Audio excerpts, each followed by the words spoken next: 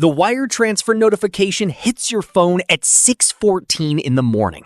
You almost don't open it. You've had notifications like this turn out to be nothing before.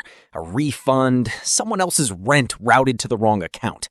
You open it anyway, half asleep, and the number in the app doesn't look like a mistake. It looks like a typo.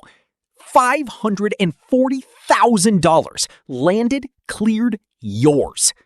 You sit up in bed and read it 3 times. 3 years ago, you paid $9,000 for a piece of software so unglamorous, the man selling it apologized for it on the call. A scheduling and invoicing tool built for one boring trade. 400 customers paying $29 a month. A founder who couldn't stand to open his own laptop anymore. You didn't buy a rocket ship. You bought a leaky little boat that happened to already be floating, with 400 people already on board paying rent to stay there. You're about to find out the boat was never really the asset. The 400 people were. Rewind the tape. You were scrolling a marketplace built for exactly this kind of deal at 11 at night, the way you'd scroll anything else you weren't really looking for. Sellers on this platform connect their payment processor directly, so buyers see real, verified revenue instead of a claimed number on a listing. You weren't hunting for a rocket ship. You'd already tried that twice, bid on 2 high-growth tools with charts that curved up and to the right, lost both auctions to buyers with deeper pockets, and walked away from both feeling like you'd learned nothing except that everyone wants the exciting one. So you changed the filter.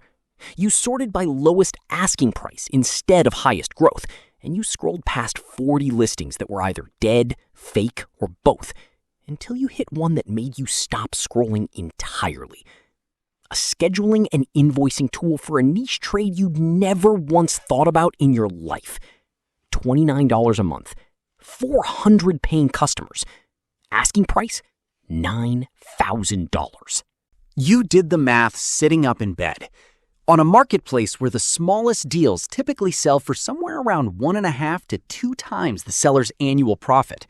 Not revenue, actual take-home cash. This listing was priced at roughly 1.7 times what it was clearing each year. Rock bottom of the range. You understood why immediately. No growth story, no documentation, a founder who'd clearly stopped caring. Everyone else scrolling that marketplace wanted the next thing with a hockey stick chart. Nobody wanted 400 people paying $29 a month for a tool that already, quietly, worked. You messaged the founder that same night, before you could talk yourself out of it. 3 sentences. Real interest, real timeline, 1 question. Could you get on a call this week? He answered in 4 minutes. You noticed that. A man who truly walked away from something doesn't answer a stranger's message at 11 at night in 4 minutes. You filed that thought away and didn't know yet what to do with it. The call happened 3 days later. He sat in front of a bookshelf that badly needed dusting, tired in a specific way you recognized even through a screen. Not sad, just done. "I built the whole thing myself," he said, before you'd even asked. "Every line, every support ticket. Customers mostly email me directly. There's never been anyone else to route it through." He rubbed his eyes. "I just can't open the laptop anymore. That's the honest reason. It works. I'm just finished." You asked him to share his screen and pull up the payment processor dashboard live so you could see actual deposits instead of a screenshot he could have touched up beforehand. He did it without hesitating, which told you something.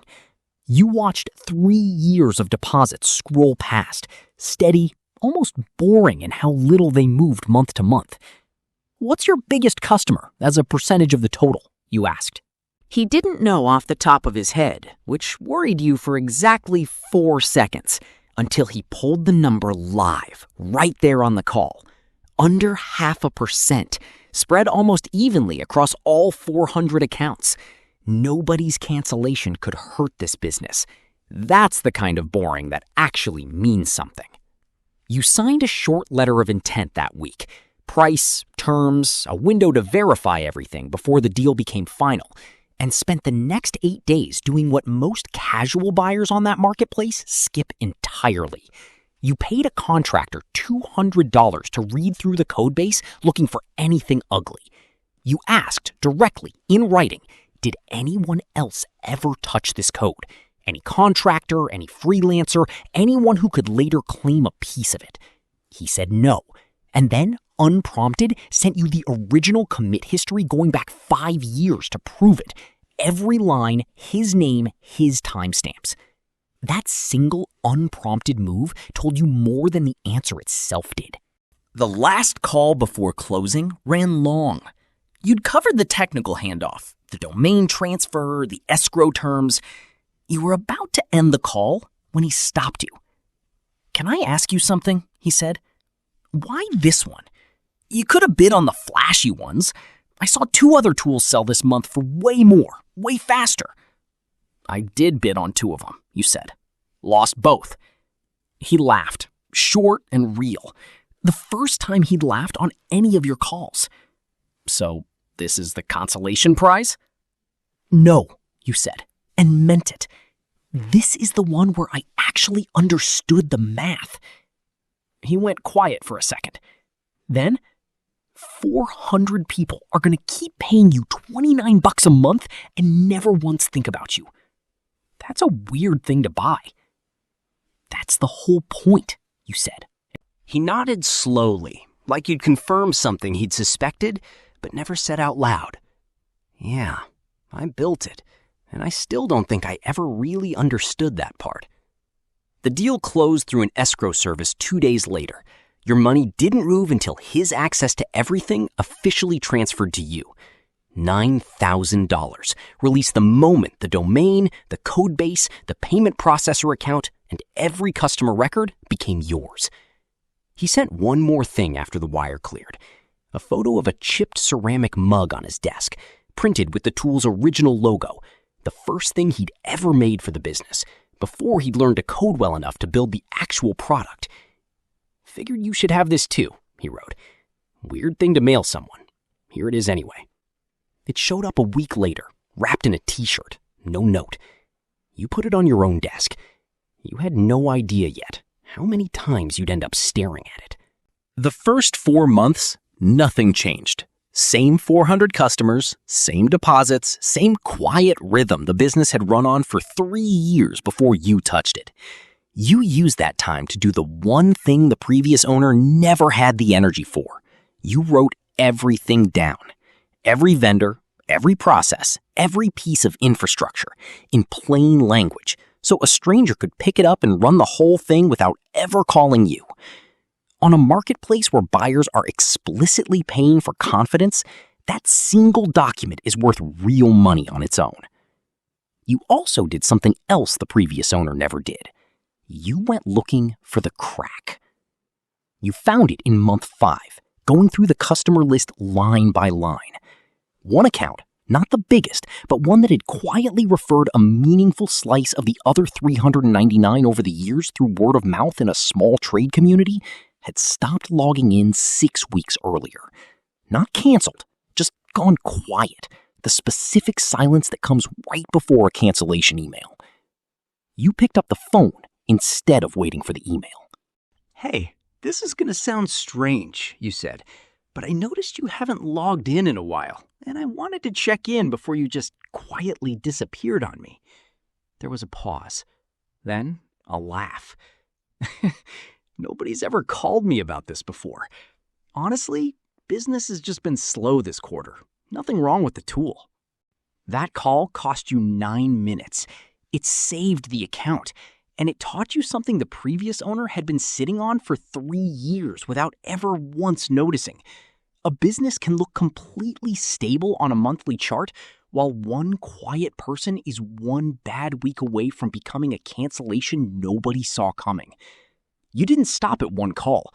You reached out to the 20 most active accounts over the next month, the closest thing this scattered trade community had to influential voices, and asked plainly what they wish the tool did that it didn't. Small requests, a better mobile view, an export button, nothing that required rebuilding anything. 4 of those 20 calls turned into new referrals within 8 weeks, more than replacing the one account that eventually did cancel anyway.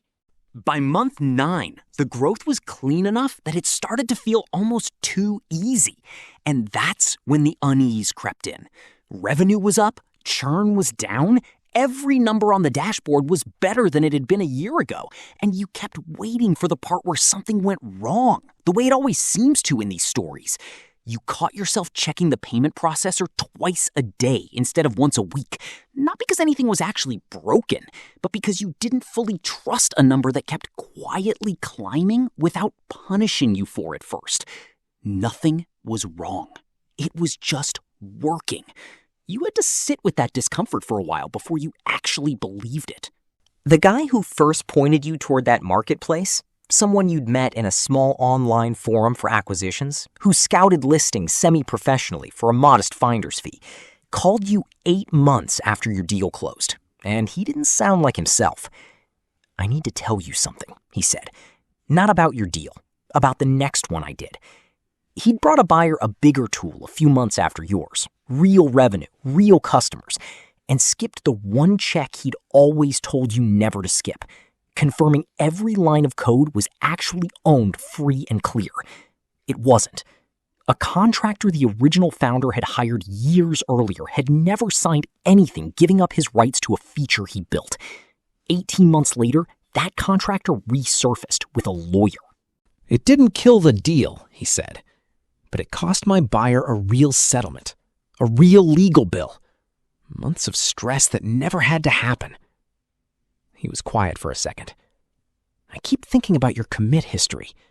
You showed me that on our call, remember? 5 years. All his name, all his timestamps. I used to tell everyone to ask for exactly that.